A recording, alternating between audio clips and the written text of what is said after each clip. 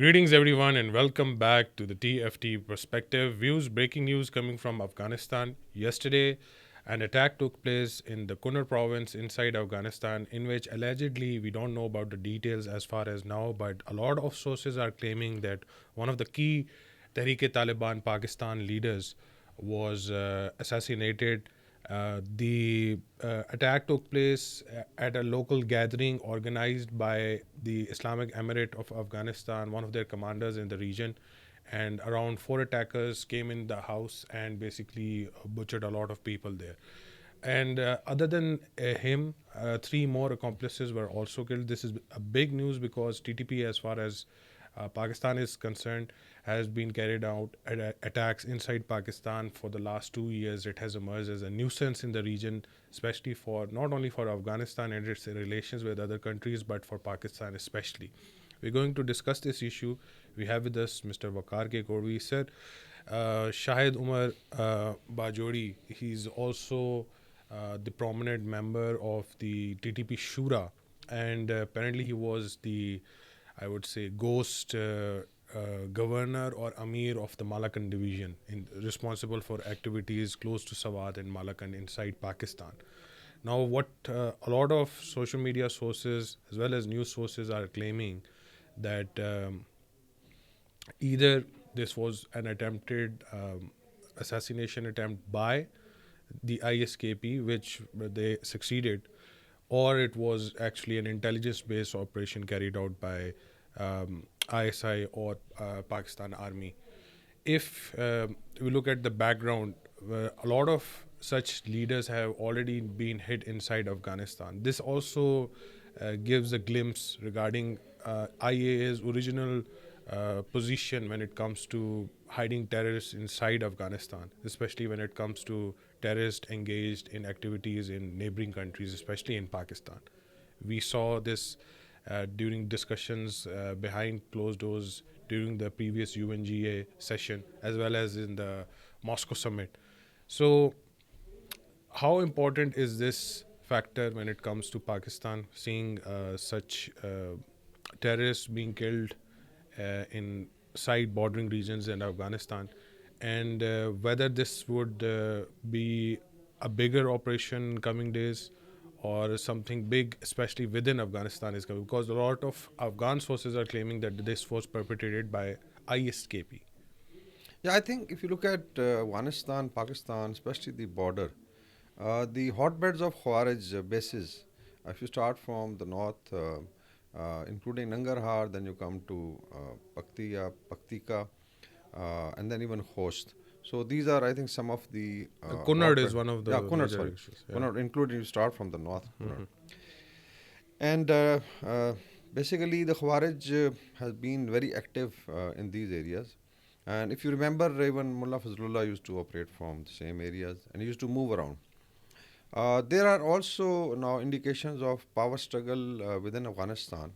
I think we've listened to Ahmad Masood's interview with in Sean Ryan show. Then we had interview of Amrullah Saleh Amrullah with Saleh Karan Thapar. with not with Karan No, Thapar. sorry, one of another prominent Indian journalist. In journalists, yeah. Yeah. And then we had, some also news coming up that the joint resistance, especially the northern alliance, is now called the joint resistance, regrouping. So, and then there is definitely threat of ISKP, which we don't know who controls, because there are reports that it's controlled by some foreign powers. Then there are reports that they have basically rivalry with the TTA or Islamic Emirate of Afghanistan, and also TTP was supporting the IEA in that. But there is a lot of confusion. So it appears that in the bordering region, one is that there is a loss of writ of the government. It's shaping up. The joint resistance has claimed that in, I think, past 1 year, they have conducted hundreds of attacks, which are not reported by Taliban. So I think one is that factor. The other is there is also reports of infighting. Even I think within the Pakistan, the bordering areas with Afghanistan, there was infighting between basically the TTP and other groups like Lashkar-e-Islam. Although both are terrorists as far as Pakistan is concerned. So one is that this is a good news for Pakistan. whosoever eliminated it. Mm-hmm. And I don't actually agree that probably there was some involvement of Pakistan in that. Pakistan has its handfuls inside Pakistan, but definitely there is and in case the network has been broken and it was penetrated through indirect means, then I think that is welcome. And this guy was I think quite a renowned terrorist. His hands are also soaked in blood. So good riddance as far as Pakistan is concerned. There is also a development that China is playing Mm-hmm. some role. Like Chinese representative for Pakistan, Afghanistan has also visited Kabul recently. And then I think Pakistan ambassador also met Mullah Mujahid Umar, Mm. who holds a very key position being son of the ex-supreme leader Mullah Umar. So maybe Taliban are also considering that in order to maintain cordial relation in the region, they have to now listen to Pakistan. So let's hope that things, do shape up positively for both countries, because this policy of terrorism cannot work. Pakistan has put its foot down, and no country, I think, would accept it. Yeah, surprising for a lot of people is this that the Afghan Taliban official, I would say, position when it comes to TTP is that they are not working inside Afghanistan. They are Pakistan's problem. Yet we also saw a news circulating previously that it was the interim setup inside Afghanistan that basically forced TTP to either infiltrate into Pakistan or that they will be relocated into central provinces within Afghanistan and their families. A lot of militants operate from Kunar Coast and these regions. So that news actually did come true. They are being relocated. The 30th November 2024 was the deadline. And was this done because of the pressure they are currently facing, or that their fuss is out now completely? It's an open secret, and every regional country, especially the countries that have contributed for peaceful activities inside Afghanistan, they are now witnessing that a lot of activities do take place from Afghanistan. I think these are both. Mm-hmm. One is the external pressure. We did discuss that in September on the sidelines of UNGA, the quadrilateral group, Pakistan, Iran, Russia, and China, had put pressure on the one delegates that they have to roll back. And the names were also given, like TTP, BLA, then of Eastern course Turkestan Eastern movement. Turkestan movement, some ISKP, and even those groups which basically operate against Iran, Hmm. Islamic Republic. Then it was followed up in the Moscow format on, I think, 4th October. There was a joint statement basically from Russia. Despite the Muttaqi Saab was there, but I think they were just assured that in case you behave, then we can take you out of the terrorist list for the time being. But mainly you have to shut down these factories. So one is the diplomatic regional pressure is working. On the other side, we know who's funding them, $87 Mm-hmm. million. Sarah Adams said it. It's basically shipped directly from Switzerland or Iraqi bases of Uncle Sam. And then we also had Amrullah Saleh also indicate that's much more than that, Mm-hmm. the kind of money that is flowing. And it's interestingly, Amrullah some Saleh is also being invited in America. yeah, some of the senators are calling him, and as reported by Indian journalist when he was interviewing, he basically said that Amrullah Saleh couldn't show his face on the video, and he was in hiding somewhere in Eastern Europe, and we were guessing that whether it was Moscow or Poland, I don't know, and I don't know how could the Americans invite him if he is hiding from them, because he was very openly talking against Uncle Sam's policy of funding and the way they have actually abandoned Afghanistan. So one is that. So it means that there is and he also I think claimed that he had a lot of information regarding the atrocities being carried out under the lower cadres of Taliban government. So it means things are in the open. Now you cannot hide it. So one is that. The other is the infighting, power struggle will continue. Mm-hmm. As I've always said that we have to deal with people sitting in Kabul, and on the average there were 5 of wars. One war in every fifth year. This is history of last 200 years, and last 40 years there were 12 to 15 regime change, very violent one, Mm-hmm. right from Sardar Daud and recent exit of Ashraf Ghani. It was always violent. So maybe Afghanistan takes another turn, but we hope that Taliban should understand it, that Pakistan, Iran, Russia, China, regional countries are their Of course, they are not only neighbors but also friends, Mm-hmm. and they should not be playing on tunes of Ajit Doval or let's say somebody from the West. They should know that they have to exist here, and I am sure there could be a win-win situation. So these could, I think, both reasons are there. One is internal pressure from within groups in fighting. Then, of course, the regional pressure from the country in the diplomatic domain, and also economic pressure because now even China can put its foot down, Russia can put its foot down that we are the ones who are supporting you economically, and then you are playing the game against the region, maybe on behest of, Mm-hmm. let's say, India or the Western powers. Yeah, you mentioned that resistance in its activities are picking up inside Afghanistan. The main concern for the Afghan Taliban is also legitimacy from the outside world. They haven't been recognized by anyone as far as news is concerned. Do you think it's a plausible strategy coming from Afghanistan, especially IEA, to move back to its roots, disengage, disenfranchise different segments of society, especially women? News circulating that now women can be trained as health workers.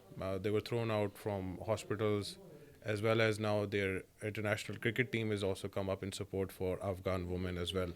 Who Taliban actually claim that they are very proud of their Afghan cricket team. And other than that, when it comes to military or recruitment, again, a particular segment of society is just being entertained, and others, it's like I would say, vicious cycle which is ongoing in Afghanistan, being perpetrated by either Afghan Taliban or any other person that comes later onwards. I think there are three angles to it. What Taliban are trying to do. Externally, it's using terrorism as a tool of policy to Mm. pressurize the regional countries and draw certain concession. Maybe they are looking at some dollars, or maybe playing on behest of, let's say India or the West as hired gun. Mm. Unfortunately, that's how I see it. Internally, they've tried to suppress the dissenting voices. As you know, that in terms of induction into military, so-called civil service, police, or the government power, Mm. important assignments, I think it's dominated by Pashtun up to 95%. If you look at Tajiks, Uzbeks, Hazars. Hazaras, Nuristanis, and definitely other Farsidans on the Herat side, uh, basically they form the rest of 65% of Afghanistan. So mainly you are disenfranchising the majority few. Like India, Mm-hmm. the upper class 23% has disenfranchised the 77% of the oppressed classes. So something like that. Now the biggest challenge was women. Mm-hmm. Right from day one, despite that there were hopes that Taliban too will be definitely more softer, they have learned their lesson. But it appears that they are harder than I think when Mullah Omar was Amirul Momineen, they call it Amirul Momineen or the supreme leader. I think his rule was better off because probably he understood it. But still, there were a lot of objection. And then Taliban did not control 100% of Afghanistan as well, like North was, I think 25% of Afghanistan was never controlled by Taliban. But now with the young lot coming in, and we are in the third decade of 21st century, it was hoped that they will soften it up because the Afghan economy can also not run on American dollars. It has to produce.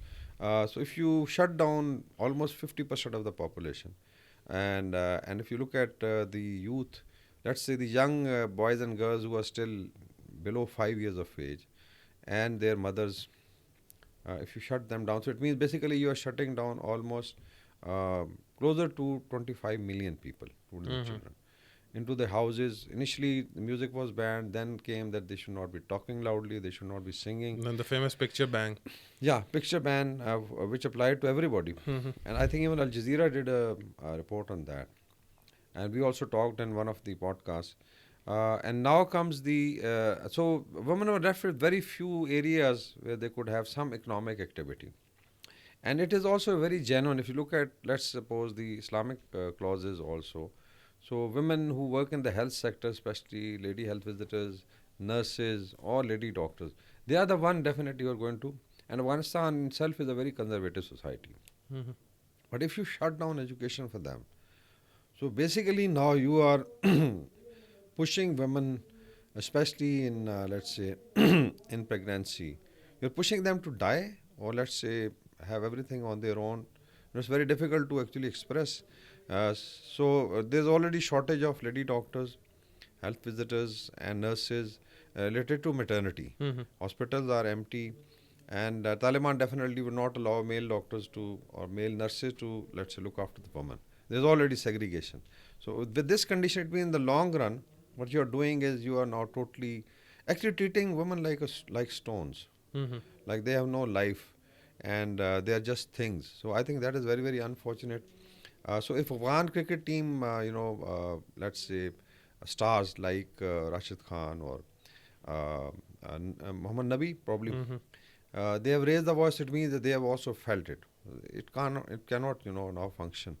And if you look at maternity traditions, even I think thousands of years before this time, it used to be women who would look after the other woman. So there is definitely the nursing for women has actually graduated over a period of time. It's not a new tradition.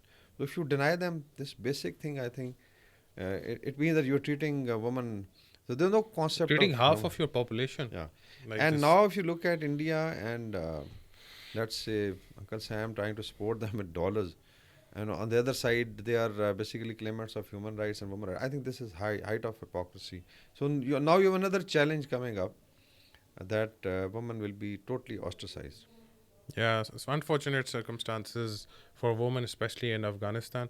But that's it for today, folks. Please do leave a like and subscribe our channel. Thank you so much for watching us. Goodbye.